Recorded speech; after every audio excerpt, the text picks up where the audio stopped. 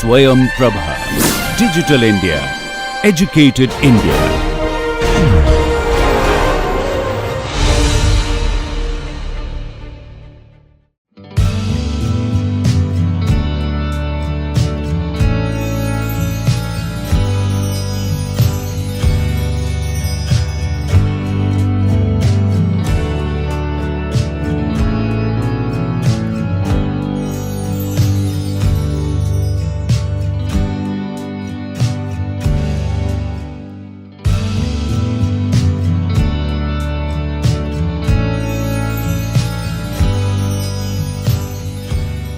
Hello everyone, this is Dr. Vishal Trivedi from Department of Biosciences and Bioengineering, IIT Guwahati, and what we were discussing in the previous two lectures, that we have discussed about the electrophoresis, the basic principle, as well as we have also discussed about the how to perform the electrophoresis, and subsequently in the previous lecture we have also discussed about once you got the image, then you can do the lot of analysis with the help of different types of softwares which are available, and in a detailed demo what we have shown in the last lecture, that how the software can be able to help you in terms of analyzing that particular image, and how that analysis can help you to answer many questions. So, in the today's lecture we are going to discuss about how once you are done with the image analysis, what are the different information you will get from that image, and how that information can let you to characterize the proteins which we are going to purify using the SDS page. So, the first thing what we have to discuss is the image what you got and how that image can be used to answer many questions. So, apart from the SDS page, you have different variants of the polyacrylamide gel electrophoresis. So, we have the SDS page which we have discussed in the previous two lectures, where we were using the SDS as a denaturating agents, and in addition to the SDS we were also using the beta mercaptoethanol, and both of these denaturating agents were destroying the three-dimensional structure of the proteins, and also the beta mercaptoethanol is breaking the disulfide linkages. So, and on the other hand, the SDS is also providing the negative charge to the protein. So, because of that, when you are performing the SDS page, as we have discussed in the previous lecture, that the electrophoretic mobility is directly proportional to the charge by the mass. But if within the SDS page, if you are using the SDS, which is actually going to give the negative charge to the protein, the charge portion is going to be the equal for all the proteins, and as a result what will happen is when you perform the SDS page, the protein, first of all the protein three-dimensional structure is going to be broken down. The second, the protein is going to have all the proteins are going to have the equal negative charge, and as a result the proteins are going to migrate based on their molecular weight, which means the protein which is of higher molecular weight is going to run slower, and the protein which is going to be of lower molecular weight is going to run faster, because the electrophoretic mobility is inversely proportional to the mass of that particular protein. But if you do not allow or you do not add the SDS as well as the beta mercaptoethanol, in those cases the protein is going to have its intrinsic charge, the protein is going to maintain the three-dimensional conformations, and that particular type of polyacrylamide gel electrophoresis is called as the native page. So, SDS page discussed is using anionic detergent sodium dodecyl sulfate and beta mercaptoethanol to give equal charge to all the protein and breaks the disulfide linkages. As a result, the three-dimensional structure of the protein is destroyed and it migrate as per their subunit molecular weight. Whereas, in the native page, the sample is prepared in the loading dye, does not contain detergent or the denaturating agent, and as a result the sample runs on the basis of charge by mass, which means the electrophoretic mobility, since all the proteins are going to have different types of charges, either the positive charge or the negative charge, and then it also going to have the different types of masses. So, whatever the ratio will come, the electrophoretic mobility will be directly proportional to the charge by mass ratio, and that is why in native page the 3-dimensional conformation as well as the activity of the protein remains unaffected, which means the native proteins or the native gel or the native SDS native page is going to retain the 3-dimensional conformation of the protein as well as it is going to retain the activity of that particular protein. What that mean is that if you would like to study the activity of a particular protein, and if you want to judge the or you want to characterize your protein based on that particular activity, then you can run the protein in the native page and then you can do the activity staining, and that will actually give you the answer whether the protein which you have purified and the purified product what you have got after the recombinant DNA technology, whether that particular protein or the factor is catalytically active or not. On the other hand, the 3-dimensional conformation is also going to be retained. So, if you can modulate or if you modulate the conditions, you could be able to answer whether the protein is maintaining the native conditions or not. The other variant is the urea page. In this method, the insoluble protein is dissolved in urea and the sample is separate based on their charge by mass ratio. A gradient urea is used to monitor the folding state of a protein. So, urea, as you know, is a denaturing agent. Mechanism of urea is very much different from the denaturing mechanism of SDS. So, in case of SDS page, the SDS is going to destroy the 3-dimensional conformations and as well as it is going to give the negative charge, whereas in the case of urea it is actually going to destroy the 3-dimensional conformations, but it is not going to give any negative charge. So, as a result, even in the presence of urea, the protein is going to run as per their charge by mass ratio, which means the protein are still going to run as per their charge by mass ratio, and that actually is have a advantage that in the presence of urea you could be able to monitor how the 3-dimensional conformation of a protein is getting affected if you add the different amount of urea, and that is how actually you, if you run the urea page, you can be able to use that particular page to monitor the protein folding or the unfolding kinetics.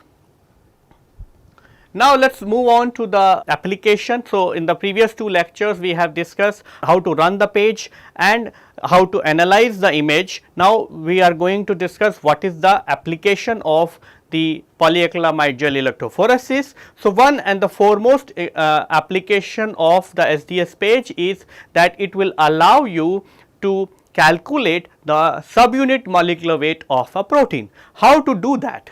So, if you want to use the SDS page to determine the molecular weight of a protein, what you are supposed to do is you resolve the protein sample on a SDS page along with the molecular weight markers. So, molecular weight marker is a kind of a recipe which you are going to get from the many biochemical or many biochemistry companies. What the molecular weight marker is, that it is a mixture of the different protein which they mix, and that is how it is actually pre-decided that which protein band is going to be of which molecular weight, which means it is actually the standard protein which they mix, and that is how you know what is the molecular weight corresponding to which band. For example, in this case we have the different types of bands which we are going to use, and all these molecular weight markers, the protein which are present in the molecular weight marker, we already know what is the mass of this particular band and what is the mass of the other band.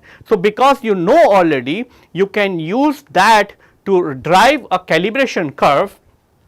So, once you are done with the resolution of resolving the samples on the SDS page along with the molecular weight marker, what you are going to do is you are going to calculate the relative mobility RF using the formula. RF is equivalent to the migration of a protein from the lane, which means from here, versus the migration of the tracking die. So, you can see that the tracking die, we have taken a marker So, this is the place until which the tracking die is running. Suppose for this particular band we would like to calculate the RF value. So, what we are going to do is we are going to run a line through the middle of that particular band, and then we are going to measure the distance.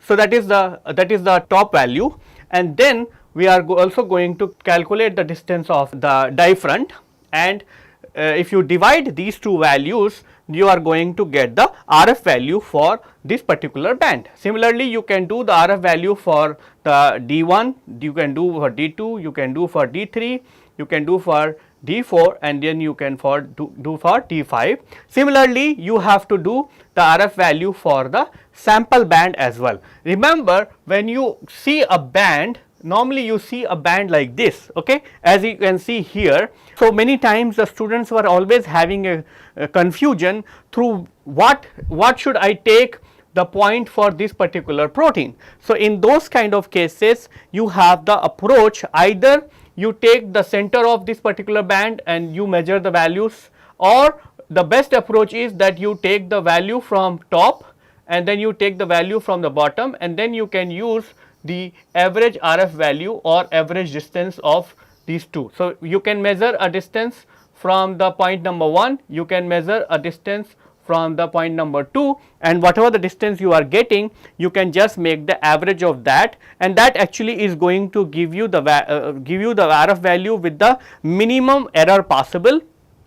Although it is always advisable, when you would like to use the SDS page for the calculation of molecular weight, you should load very little amount of protein, so that it should form a band which is of thin layer and which should not have any thickness, because if you load very large quantity of the protein, then it is going to form a band like this, and that actually is going to create trouble, because then you will be confused whether I should take this as a point to measure the RF value, or whether I should take a point here to calculate the RF value, or whether I should take a middle line or middle point in this particular band. And either of these situations are going to give you some amount of error. That is why it is recommended that you load very little amount of protein, so that it should just form a very thin line or with thin band actually onto the SDS page.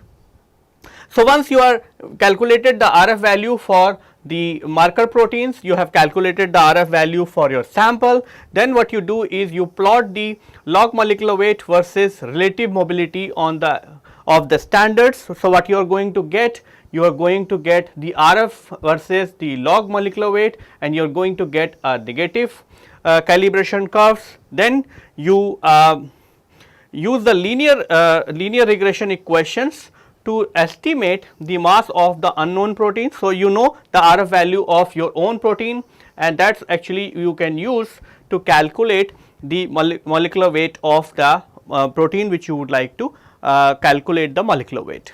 So, then you can use the RF value of your unknown sample, and you can be able to calculate the molecular weight. As I said, one of the thing is that you can have the band like this, but when you can actually encounter many different types of abnormalities in running of these bands, or in running or when you are resolving your sample onto the SDS page, and that actually going to give you different types of error when you are calculating the molecular weight or any other kind of analysis. So, what are the different types of troubleshooting, or what are the different types of bands which you are going to see onto the SDS page, and how you can overcome those problems. So, one of the thing is called as smiley bands. So, even uneven heating of the gel causes differential migration of the protein with the outer lanes. The rapid heating transfer eliminate this effect and can be achieved by filling the whole tank with the buffer until the sample right. So, what is mean by the smiley is that you have a band like this, or you can have the band like this. What happen is that the corners are actually running either slower or either running the faster. In the case of that the corners are running faster, you are going to have the different types of smiley, or if you are running the slower, you are going to get the different types of smiley, and all these smiley effects are going to create trouble in terms of analyzing that particular band, also to calculate the RF values. How to correct that? What you can, and this why this happens? This happens because when you are running this sample on the plates, you are actually having the uneven heating onto this plate, and because of this heating, the wells either the protein is running faster or the protein is running slower, and all the protein molecules are not running uniformly, and because of that it is going to create a smiley like appearance. So, you have to bring the cooliness in the system. So, what you can do is you can have the rapid heat transfer will eliminate this effect, and it will be achieved simply by filling that lower tank with the buffer until the sample height, which means you know that if you remember there was a buffer tank during the SDS page. So, you can just fill this buffer tank slightly more, so that the buffer which is present is actually going to maintain the uniform heat, and it is going to maintain the SDS page plates slightly cool. And you can actually recycle this buffer as well if you are seeing that the protein is getting heating, or your apparatus is getting heat very high, then you can actually exchange the buffer, or you can put it into the ice bags, so that you will be the buffer which you are filling outside should be very cooled. The second is the diffuse protein bands. So, diffuse pattern of the protein band appear on the page. The diffused protein bands pattern can be corrected simply by increasing the running current by 25 to 50%, higher correction, or you can have the higher concentration of the acrylamide. So, diffusing protein bands are like you are going to have some kind of streak. Then you have the vertical streak, which means the protein are going to be like present in a streak format, which means they are not going to be present in a very concised area, which means instead of this they are not going to be present as a band, they are going to have a streak. So, these vertical streaks or vertical streak of a protein band appear due to the overloading of the protein sample. If you remember, in the previous lecture we have discussed that when you load a sample, it has to be stacked properly, but if you load large quantity of the protein, what will happen is before the last molecule of the protein is going to be stacked, the first molecule will start migrating or start resolving, and because of that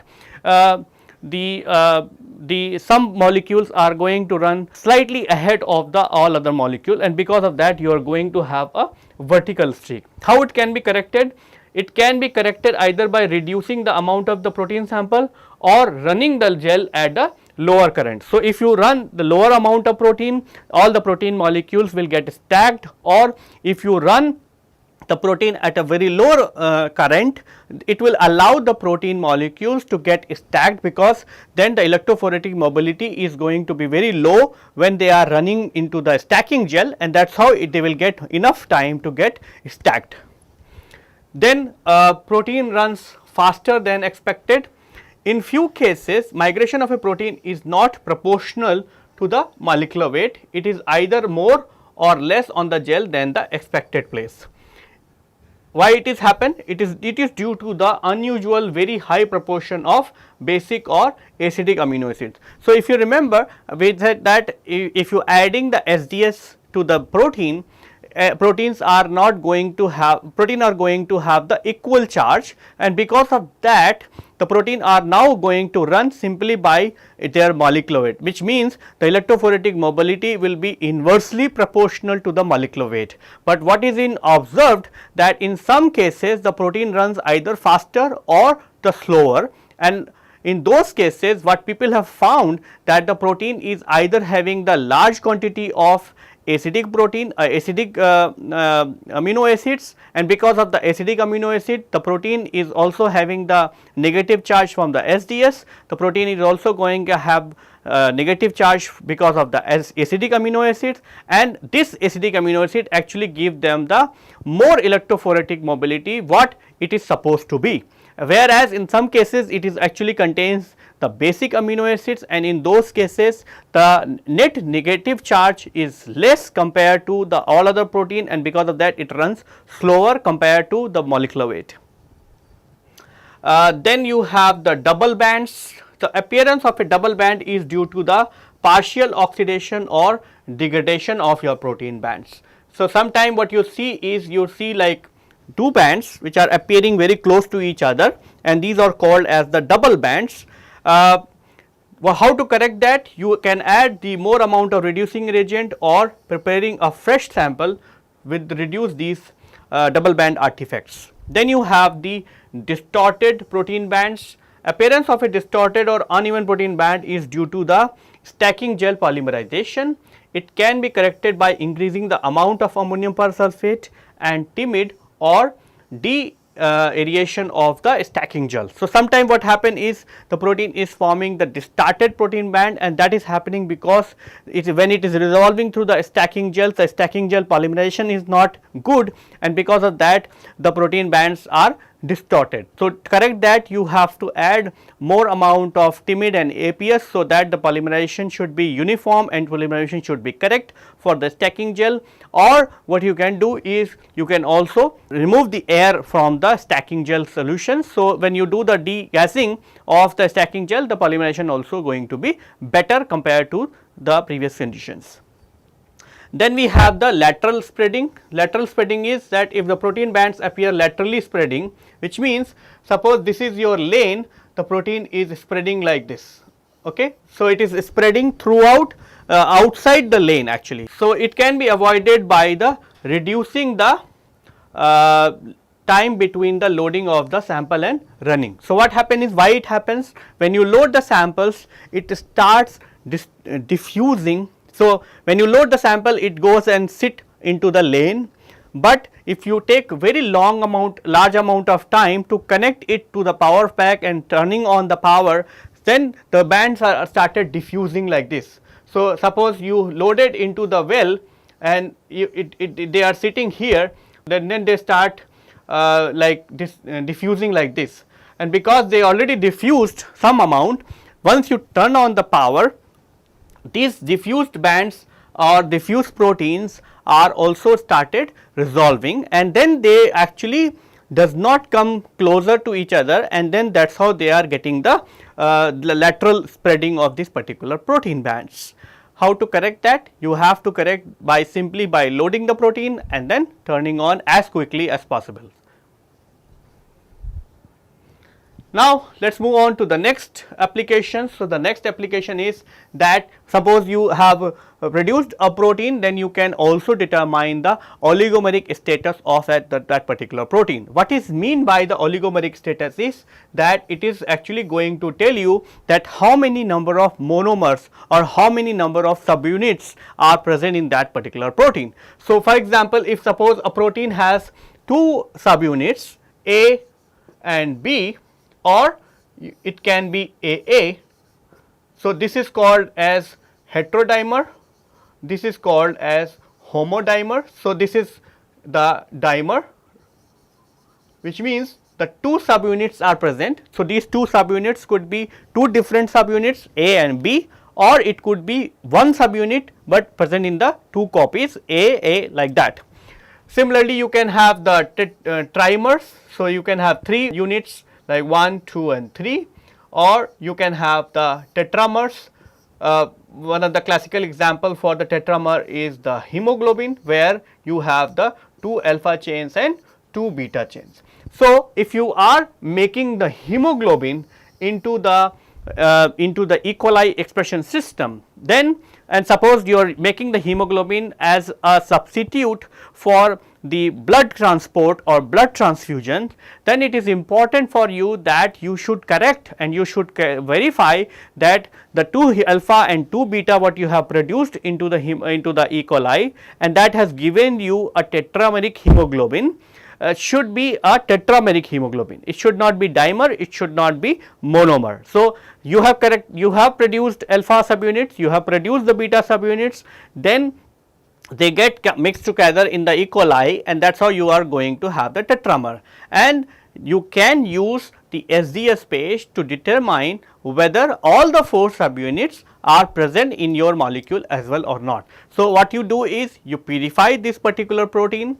So, suppose I have purified the hemoglobin which I have produced in the E. coli expression system, and then what I will do is I will run this hemoglobin in 2 conditions. One, I will use the native conditions, and the other one I will use in the denaturating SDS page conditions. So, what will happen is when I run it on the native conditions, it is going to give me a protein, and then I will calculate the molecular weight in both the conditions. I will calculate when it is in the native conditions, it will give me a molecular weight of 64 kilodalton. When it is in the SDS page, I will get 2 bands of 15 or 16 kilodalton.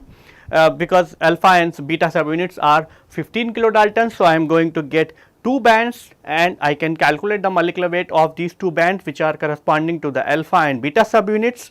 And if that happens, then what you do is, and you want to calculate the oligomeric status, what you have to do is oligomeric status is equivalent to the molecular weight what you got into the native page divided by the molecular weight you got into the SDS page. So, if I divide this number by the 15 and this number, what I will get is I will get the 4, which means 64 divided by 16, which is going to give me the 4. But that means is that I have produced the hemoglobin which actually contains 2 alpha and 2 beta, and that is how it is actually showing a oligomeric status of 4.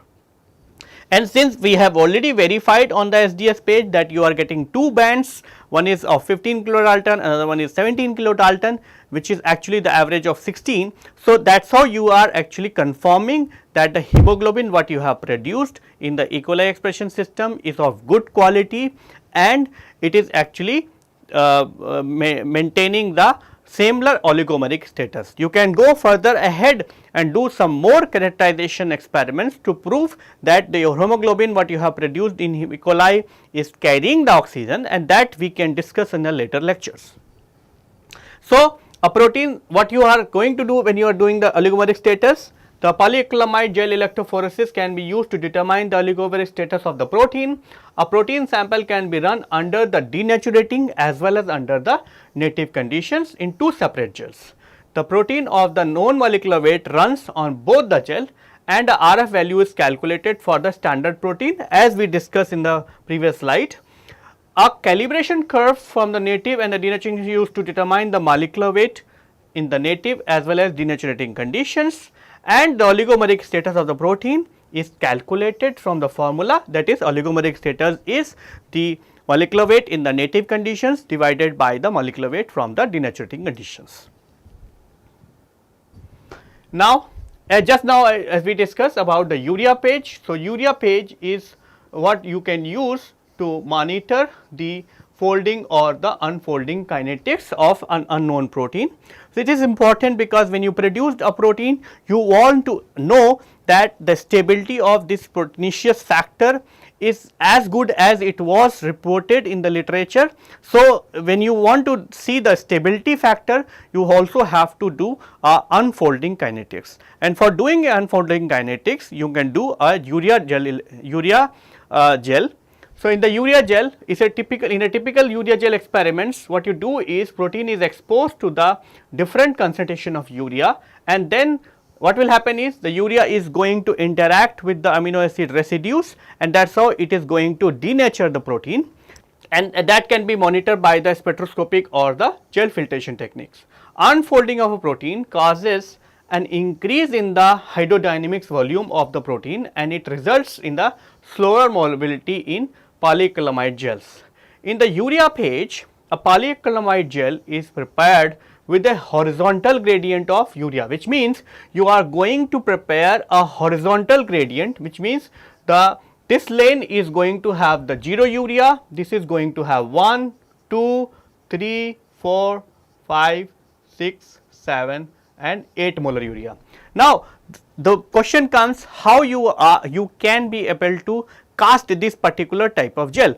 the way we normally cast the gel is like this, right? We fill the resolving gel like this, then we fill the stacking gel. So, it will be always in the vertical conditions, but for the urea page you have to have a gradient which is going to be from this direction to this direction, which means I have to cast a gel from this direction to this direction, which means I have to be in the different orientations. For the way the people do normally to cast these gels is, what they do is they just rotate this particular cassette completely. So, what you do is first you rotate this by 90 degree, okay. So, in that case it is going to be like this, and then what you do is you seal this particular side as well with a glass slide, okay. So, what I have done is I have rotated this cassette like this, and then I have sealed this side as well with a glass plate, okay. And now what I am doing is I am putting a urea of different concentrations. So, I have first put normal acrylamide, which is 0 urea, then I have put 1 molar urea, then I have put 2 molar urea, then I have put 4 like that, and then we have completed the 8 molar urea and the whole casting is over. So, I have not put the stacking gel so far, I have just simply put the resolving gel with containing the different amount of urea. Once the resolving gel is over, then I have moved this and rotated again, then it becomes like this, like in a vertical direction and containing the urea like that. And then I have, what I have done is I have removed this glass blockage, I have put stacking gel, and then I have resolved my samples, and the samples are already containing the different amount of urea. So, you incubated your sample in different amount of urea. What urea will going to do is, urea is going to open the structures, and as a result the molecular surface area of those molecules or the protein molecule is going to be higher. And as you seen in the previous lecture also, we have discussed that one side, if you have a molecule on one side, it is actually being carried by the electrophoretic mobility, on the other side it is going to be friction. So, this side it is electrophoretic mobility, on the other reverse side it is the friction. So, once the structure is getting opened, the frictional forces are going to be on a higher side, which means if you do not have the friction, the protein may be getting immobilized here, because at this point the frictional forces as well as the electrophoretic forces are equal. But if you increase the frictional forces, what will happen is the bands are going to be immobilized on a slightly on a higher side, because they will not, they are now losing the electrophoretic mobility, and because of that you could be able to see if the protein is getting unfolded, you will see that the band is going up and like that, and that is what is happening. The same protein sample is loaded in different lanes and it is allowed to run vertically perpendicular to the urea gradient. As sample runs in different lanes, it gets exposed to the different concentration of urea, and consequently at a particular urea concentration the protein is unfolded with an increase in hydrodynamic volume, okay. And at that point the frictional forces will go up, right. That is what you see, the native proteins are running like running more, and the unfolded protein will migrate slower due to the increase in frictional forces, and it gives a unique protein bands to provide a qualitative or semi qualitative information about the protein folding intermediate. So, what you see is that initially it got folded. So, this is actually like 0, 1, 2, 3, 4. So, when it reaches to 4 molar urea, some portion of the protein got unfolded, and that is how it has created a increased hydrodynamic volume. And now this will remain intact, but when you reaches to the 5 molar, some more portion got opened, and once you reaches to the 6 molar, the full protein got unfolded, and that it still remain like that. So, that is how at 6 molar urea this particular protein got completely folded, and the information from the gradient urea page needs further verification from the other analytical techniques. So, the information what you get from the urea page is actually the semi qualitative or semi quantitative or observatory kind of information, which means it is going to give you the information that up to the 4 molar urea this protein structure is very stable, but when you go to the 5 molar or 6 molar, the protein structure is going to be disrupted, and that information is good enough to establish few more concluding experiment using the some other analytical techniques such as CD spectroscopy or fluorescence spectroscopy.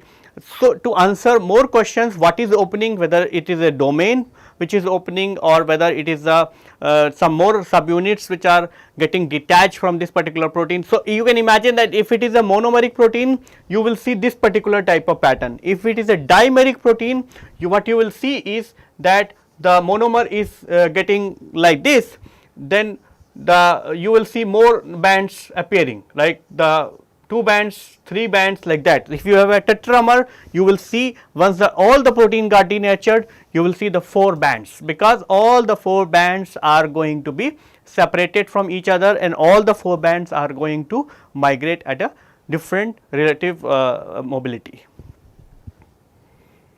So, this urea page, in addition to the protein folding, urea page can also be used to analyze the protein complexes as well as the covalent heterogeneity of the protein. Then the SDS page can also be used to study the protein-protein interactions. Protein-protein interaction can be studied in 2 different approaches. In approach 1, protein A and B is incubated in an in vitro reaction to form the complex B. Now, the formation of the complex AB can be analyzed on a native page as you can see in this particular figure. So, protein A is of 30 kilodalton, protein B is of 40 kilodalton, and what you see is that it is formed a complex of 70 kilodalton, but what you see is that the electrophoretic mobility is not in proportion to the 70 kilodalton, because it is actually running based on the charge by mass, because we are running a native page. Okay. So, it is not like 1 plus 1 is equal to 2, because the masses are being added, but subsequent in addition to that the charges are also being mixed with each other, and because of that you do not know, or the resulting charge by it will migrate as per the resulting charge by mass ratio. So, that it will give you a distinct band, but it will not be in proportion to the mass, because the masses are, it is actually migrating based on the charge by mass ratio, because we are running a native page. Once the complex is formed, there will be a shift of the band in the position in compared to the individual protein bands. Now, in the approach 2, the protein in the approach 2, in the protein A is going to be resolved onto the SDS page, and then you transferred it onto the nitrocellulose membrane. So, you have resolved the protein A which is onto the gel, then you transfer this onto a membrane. So, you have got transferred. Now, this protein band is going to be blocked with the 1% BSA overnight at 4 degree, and then you add the nitrocellulose membrane, you incubate that with the protein B overnight at 4 degree. So, what you do is you add the BSA for blocking agent, and in that blocking agent itself you add the protein B. So, if the protein B has a affinity for protein A, the protein B will go and bind to the protein A. Then what you do is you wash, and now you add the anti-B antibodies, which means you are going to add the antibodies which is against this protein B. The membrane is washed with the buffer and probed with the anti-B antibodies, followed by the HRP coupled secondary antibodies.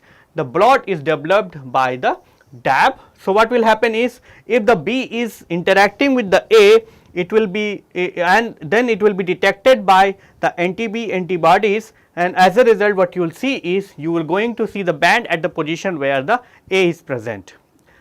In this particular type of approach, what you have to take a precaution is that you have to run a control gel where the A, this particular transferred thing is also going to be probed with anti-B so that you should ensure that the antibodies what you are using for detecting the protein B is not cross reacting with the protein A, because in those cases what will happen is that you will get the signal irrespective of whether the protein B is interacting with A or not. Then you can also use that particular thing is for detecting the glycoprotein and the phosphoproteins. So, you can run the protein samples and stain with the different reagents to specifically detect the glycoprotein and with the phosphoprotein. For example, you can use the PAS reagent, the periodic acid shift reagents specifically to stain with the glycoprotein, whereas the phosphorylated protein can be detected by labeling with the P32 followed by the autoradiography.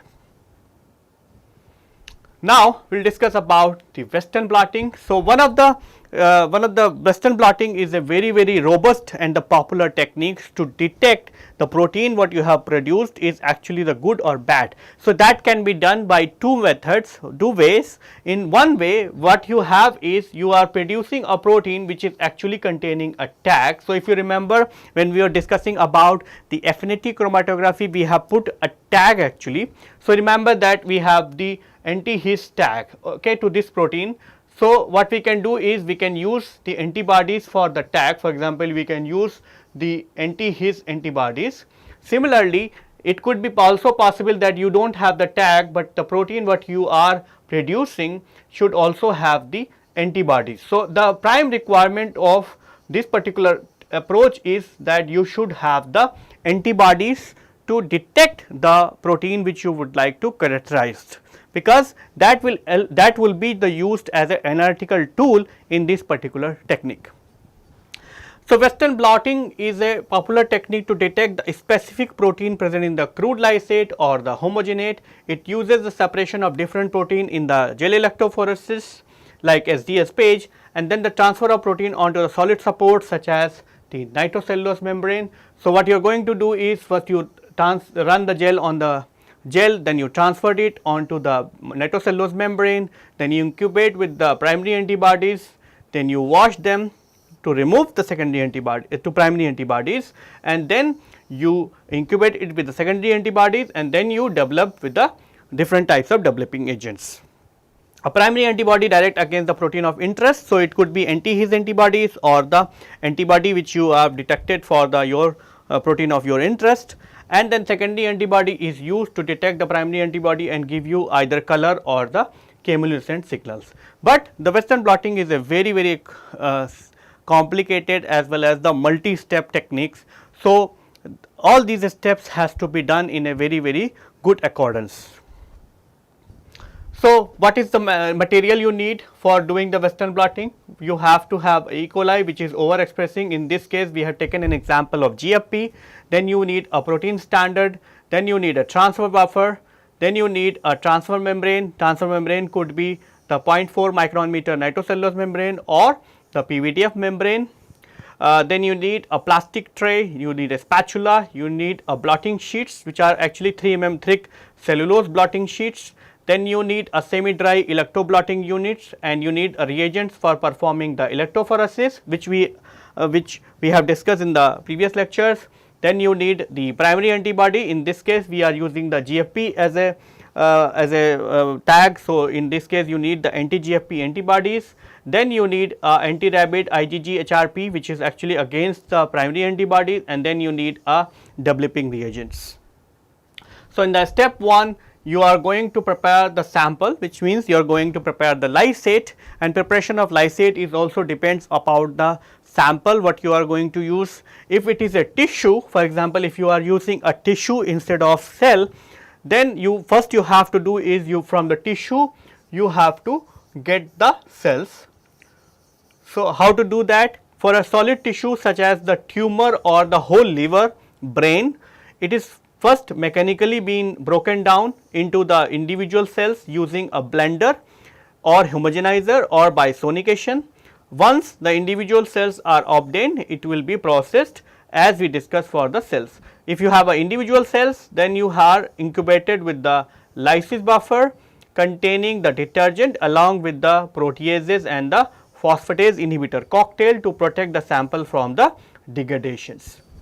So, once your sample is ready in the lysis buffer, then you in the second step you are going to resolve the samples onto the SDS page. So, sample were resolved onto the SDS page as we discussed in the previous lecture.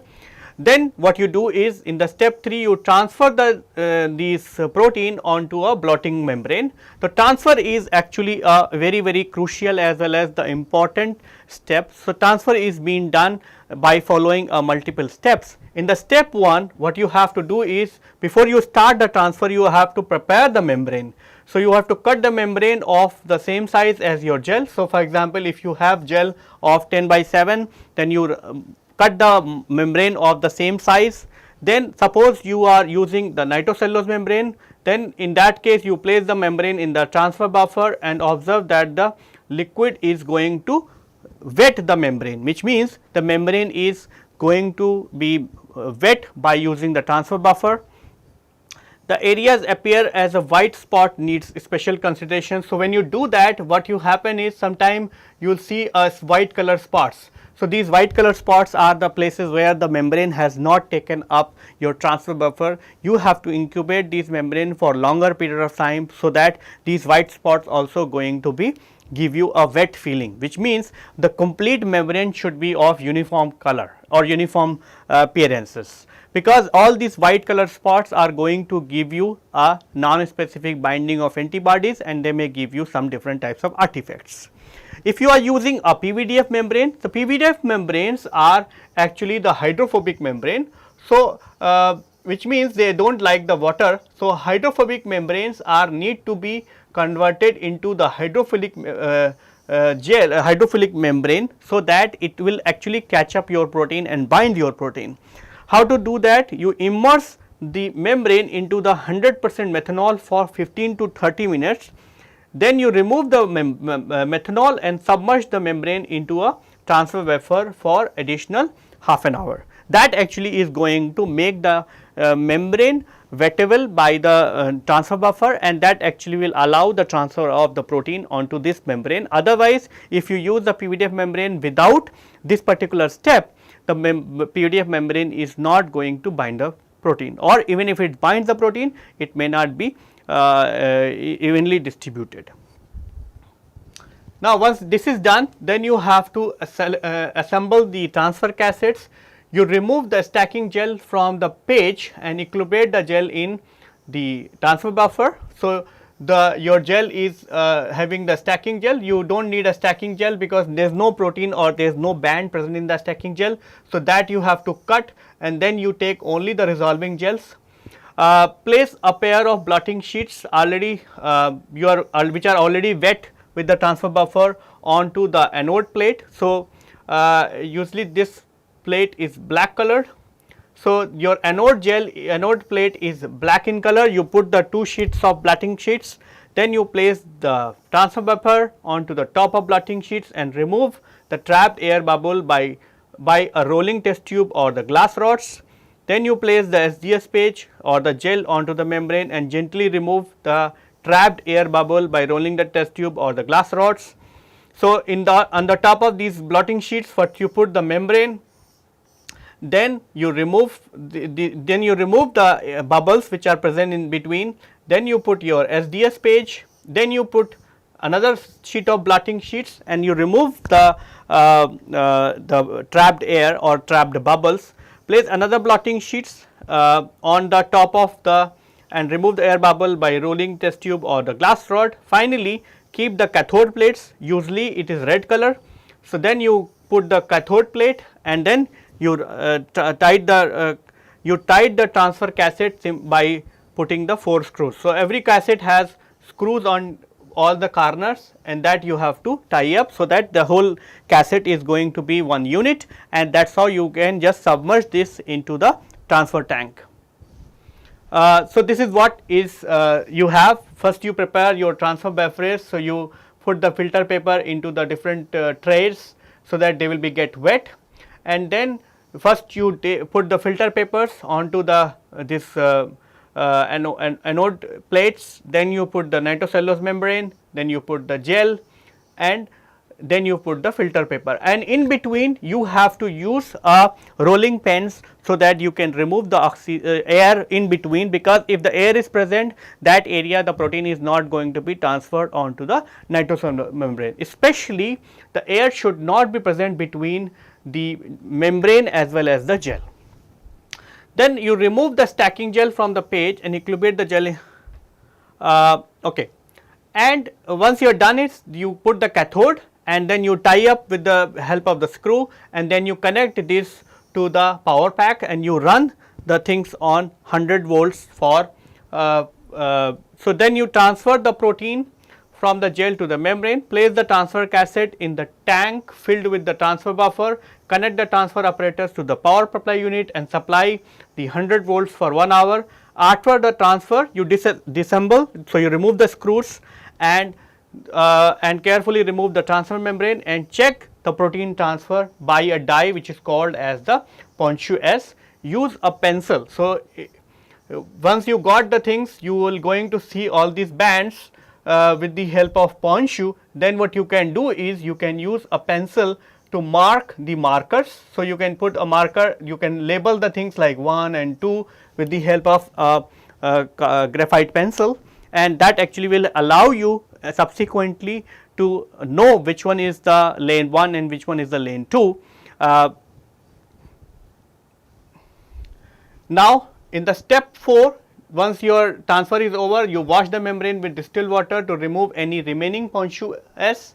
Put the membrane in blocking buffer containing 5% skim milk if you are detecting the cytosolic protein. If you are detecting the phosphorylated protein, then you can add the 5% fat free BSA, because the skim milk also contains lot of alkaline phosphatase and some other kind of phosphate molecules. So, if you use the milk as a blocking agent, you may get artifacts in the detection of phosphorylated proteins.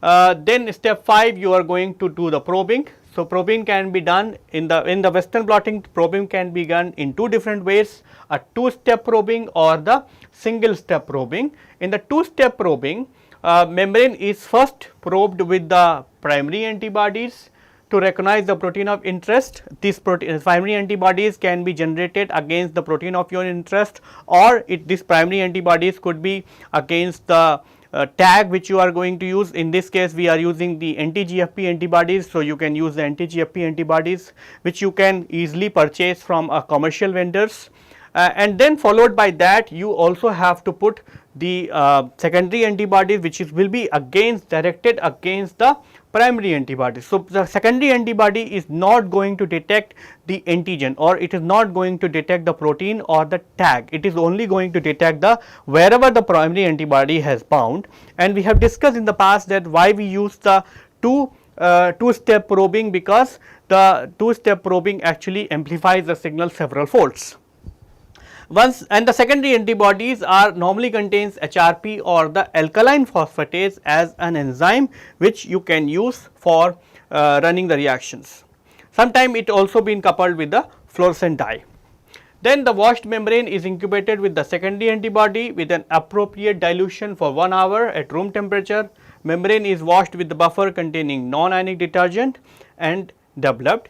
Use of 2 antibodies increases the sensitivity as well as the flexibility to plan the multiple probing. For example, if you are having the 5 membranes, so what you can do is you can add the different primary antibodies, and then you can club them, or you can plan the things properly, because you have 2 steps, whereas in the single step you have to do it very first of all, you are going to compromise with the sensitivity. Secondly, you have to compromise with the flexibility, that you cannot have the 2 antibodies. In the 1-step probing, you add the primary antibody which actually is coupled with the enzyme or the fluorescent level for detection. The 1-step probing is not very popular or very common. Then what you do is you develop the blot. So, there are multiple ways to develop the blot to detect the protein based on the membrane. You have the chromogenic substrates which are based on the HRPs, such as the 4-chloronaphthol or DAB or TMB. These are the reactions. So, if you use the it will form a purple color precipitate. If you use the DAB, it is going to form a dark brown precipitate, and if you use the TMB, it is going to form the dark purple stain onto the membrane. Similarly, you can have the alkaline phosphatase. So, you have the substrate which is called BCIP and BT, and the BCPI hydrolysis produce indigo precipitate after oxidation with NBT. So, these are the colorimetric or the chloromorgenic substrates. You have the luminescent substrate also. For example, for HRP you can use the luminol or the H2O2, and that actually is going to be oxidized to give you a light, and that you can detect in the chemiluminescence system. Similarly, you have the alkaline phosphatase which you can use for substituted 1,2-dioxane phosphate, and that actually also going to give you light which you can detect into the chemiluminescence system. So, you have the colorimetric detections which is actually of these substrates, or you have the chemiluminescence detections. The different chemiluminescent reagents are given in the table.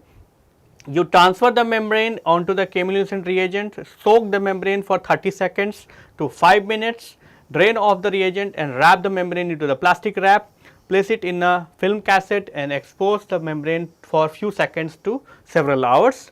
Then you also have the fluorescent detection. In the secondary antibody labeled with the fluorescent dye, you can capture that into a specific scanners, like you can use for different types of scanners to detect the different dyes which are for the like Psi3, Psi5 or some other color dyes, and that those specialized scanner can be used. So, this is what all about the Western blotting, where you have the gel, then you transfer it onto the nitrocellulose membrane, then you incubate it with the primary antibodies, then you wash it with the excess wash, then you add the secondary antibodies, and then ultimately you develop the secondary the blot with the help of different types of substrates, either it is colorimetric substrates such as DAB, or you have the chemiluminescence substrate or the fluorescent substrates. So, all these steps are very simple, they are very easy to perform, and but they require precautions, and they require a simple training to do a Western blotting in your laboratory. So, to show you a small demo or to how to perform the Western blotting, we have performed all these steps in our laboratory, and the Banesh is going to show you all these steps, so that you will be not only going to get the theoretical knowledge, you also going to get the practical knowledge about how to set up these cassettes and how to transfer the gels, how to do a primary incubations, secondary incubations, and how to develop the blots. And once you develop the blot, you are going to get the chemiluminescent reagents, chemiluminescent signal, and that actually also can be evaluated using the different types of image analysis software as well. In this video, we will demonstrate you how to do a Western blot and how to analyze the result using ECL, electrochemiluminescence substrate. So here what we will do, we have to run gel first, then we will transfer. The transfer method, how to do the transfer, we will show in this video. In previous video we have already shown that how to prepare a SDS page gel and how to run protein samples. So in this video particularly we are interested in factors associated with the Western blotting. For doing Western blot, we need membrane and transfer buffer and the transfer medium. This one is we use to transfer this gel to membrane. So here membrane can be two kind. One is nitrocellulose, which has low protein binding efficiency and hydrophilic in nature. Another membrane is PVDF. This is hydrophobic membrane and higher protein binding capacity. So the processing for Western blot is different for nitrocellulose and PVDF. If you are using PVDF membrane, we have to cut the part. Either if you have ready-made pre-cut blots, then no need. If you are taking from a bundle, you have to cut precisely how many wells you want. So after that you have to label front on the blot, where that front side can be used for transferring the protein, and that can be used in previous step, further steps also, like antibody incubation. So here for if you want to use PVDF membrane, you have to charge with the methanol. So since the PVDF is a hydrophobic membrane, you cannot directly transfer in the aqueous medium. First you have to keep in methanol for at least 20 minutes. So after this can be called as charging. So after this we will use that for transfer. So this is pre-soaked in methanol and equilibrated in transfer buffer. So here while doing transfer, we need to consider few things. The buffer always should be in chilled condition, otherwise during this transfer at high voltage it will generate high temperatures, so that may degrade your protein or decrease the efficiency of the transfer. That's why we need to keep the buffer always in chilled condition. And let's start the procedure. So we need a pre-run gel. So we already finished the gel running. In addition to that, we also need sponges which will give cushion to the gel, so that gel may not destroyed during the transfer. So this is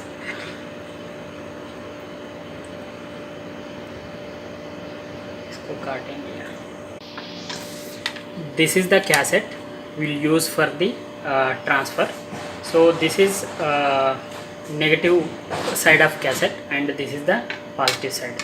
So we are going to keep gel on negative side and positive side the blot membrane.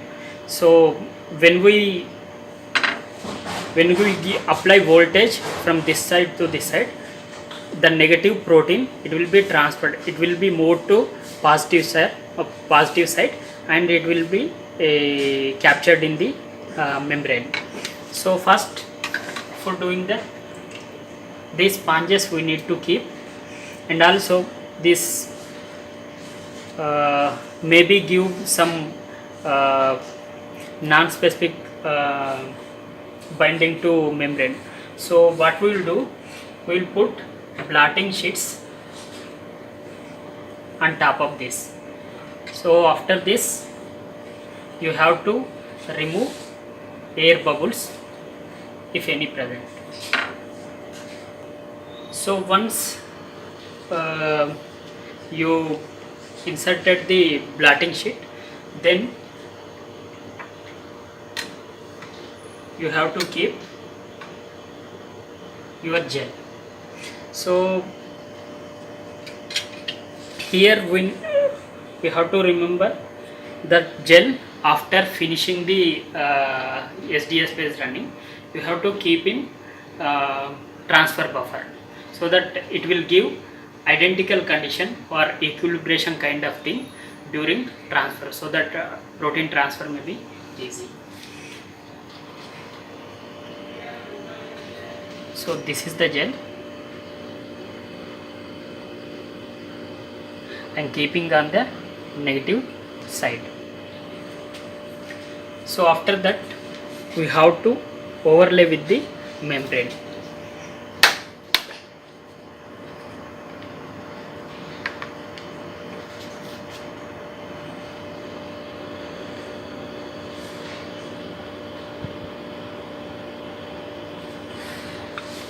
Next we have to remove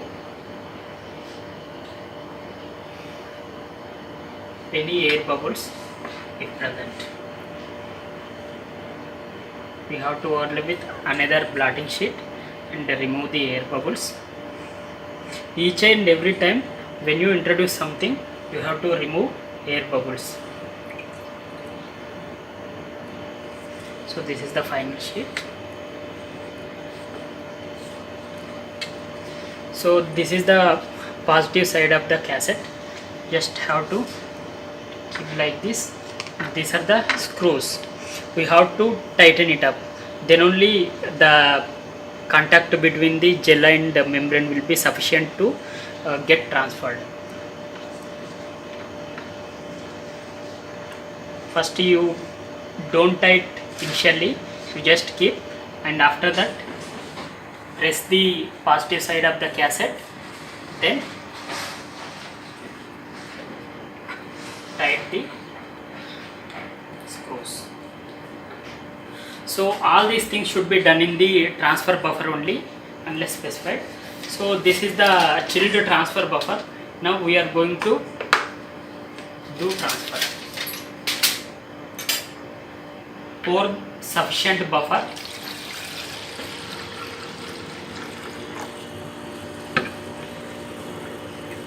Keep this ice pack also. If the chilling is not sufficient, then there may be heat generation.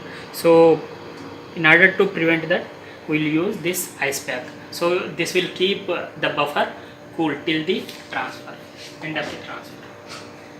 So once that is over, you directly take out the cassette and keep.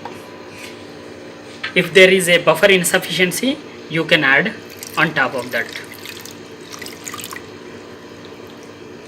Make sure that the cassette completely submerged so that the transfer will be proper and there is no air bubbles. So once the setup is over, now you can transfer.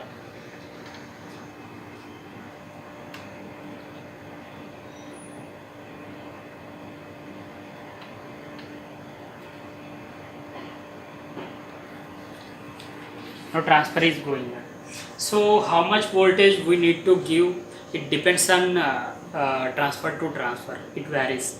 Generally in our lab we will give at least 2 hours of transfer at 120 volts, which is sufficient to transfer even low molecular weight proteins also. But from instrument to instrument also it varies. You needed to optimize before doing transfer. After 2 hours, we have to remove the blood and incubate with the blocking buffer. So I am going to stop here. Remove the cassette, keep it in a tray.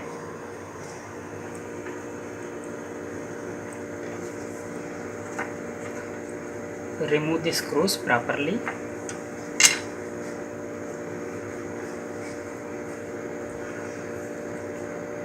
Gently remove the sponges.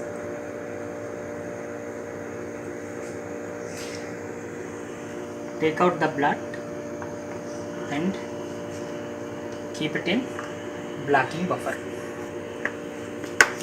In this condition, we have to keep, if you are keeping it room temperature, it is for 2 hours at least. If you are keeping in 4 degrees Celsius, you can keep overnight.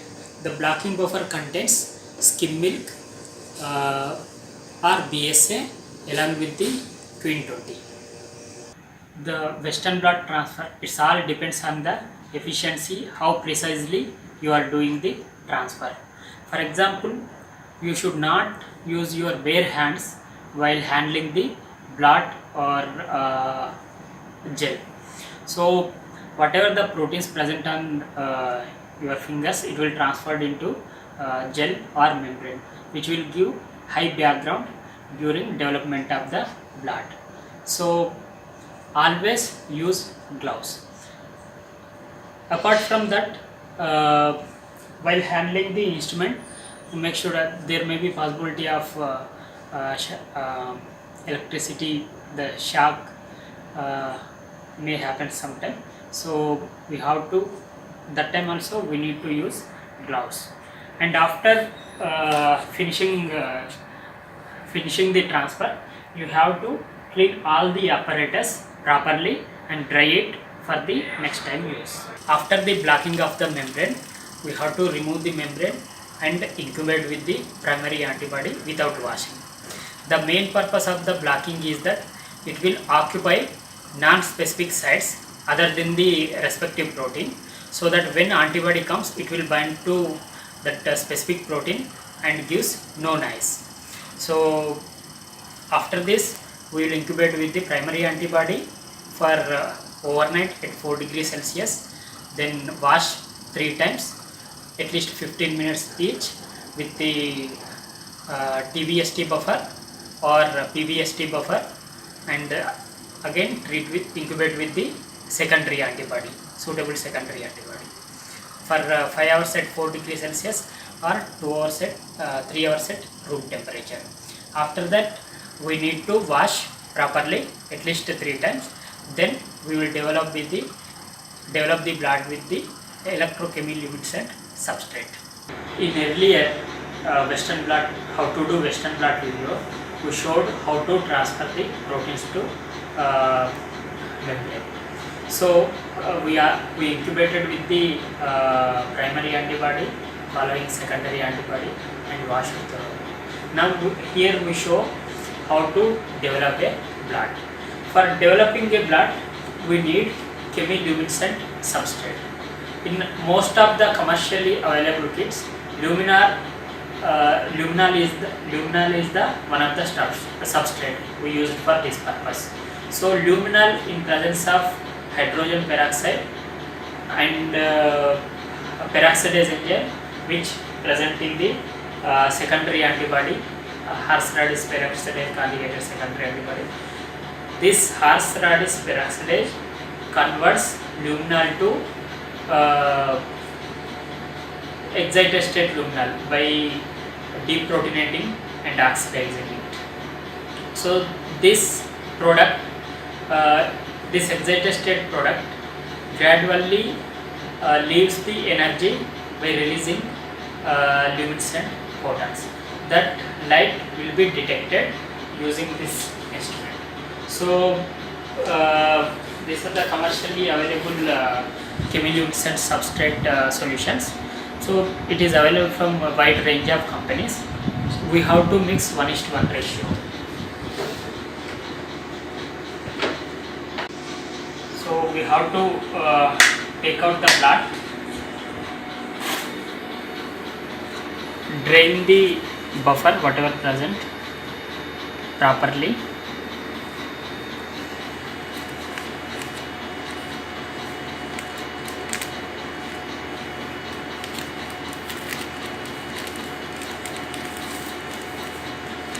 so after that you keep blot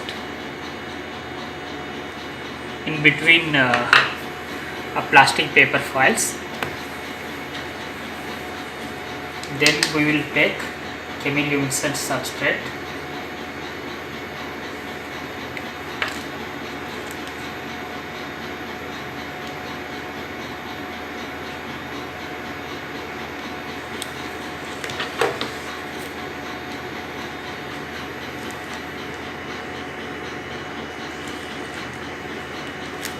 so after that you have to slowly press and remove air bubbles. This is the tray we use it for developing the blot. So we have to open the system, properly align the tray and then shift blot to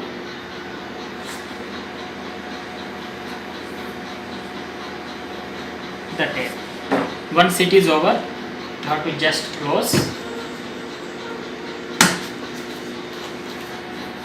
Here we have to select application.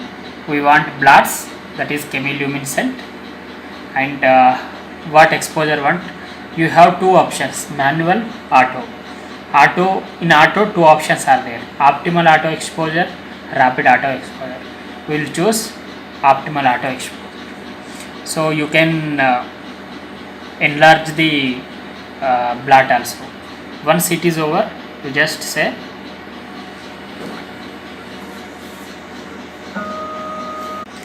So this is the developed blot. So as we can see the bands pattern. So this is how we develop Western blot through electrochemiluminescent substrate. So in this video we demonstrated how to transfer proteins to a blot and what are the precautions need to be taken while doing the Western blot, and also how to develop the blot and what is the laying principle behind the developing the blot. So I hope this will help you to understand the basic outline mechanism of how Western blot works.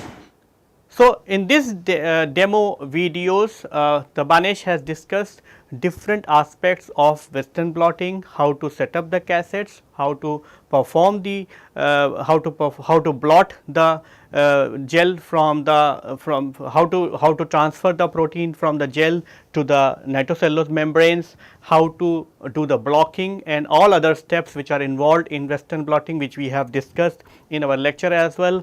And I hope this demo could have been helpful for you to perform these experiments in your laboratory. So, with this we would like to conclude our lecture here, and in our subsequent lecture we are going to discuss about how to characterize the product by using the different types of spectroscopy techniques. Thank you.